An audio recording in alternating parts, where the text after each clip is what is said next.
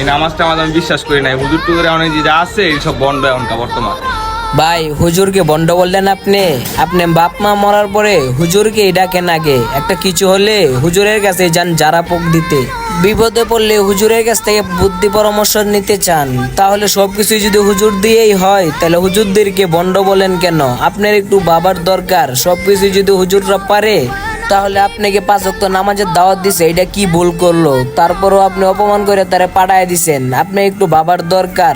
দিন শেষে আমরা কেউ কারো নয়। মৃত্যুর পর আপনার হিসাব কবরে আপনি দিবেন, আমার হিসাব কবরে আমি দিব। তাইলে কি আপনি কি দুজকে যাবেন জেনে শুনে? তো আপনার কাছে আমার একটাই চাও, আপনি 5 ওয়াক্ত নামাজ পড়বেন, হালাল পথে চলবেন, আর এইসব বন্ডগিরি ছেড়ে ভালো রাস্তায় চলবেন। তো আশা করি আপনাকে বুঝাইতে পেরেছি। আর আপনি যদি এইসব পথে চলেন তাহলে আপনার হিসাব আপনি কবরে একা দিবেন, অন্য কেউ সাথে থাকবেন না। তো আমার যতটুকু কর্তব্য ততটুকু আপনাদেরকে বলেছি। আপনারা যদি চান তাহলে 5 ওয়াক্ত নামাজ পড়বেন আর দিনের পথে চলবেন, তাহলে ভালো থাকবেন। আসসালামু আলাইকুম।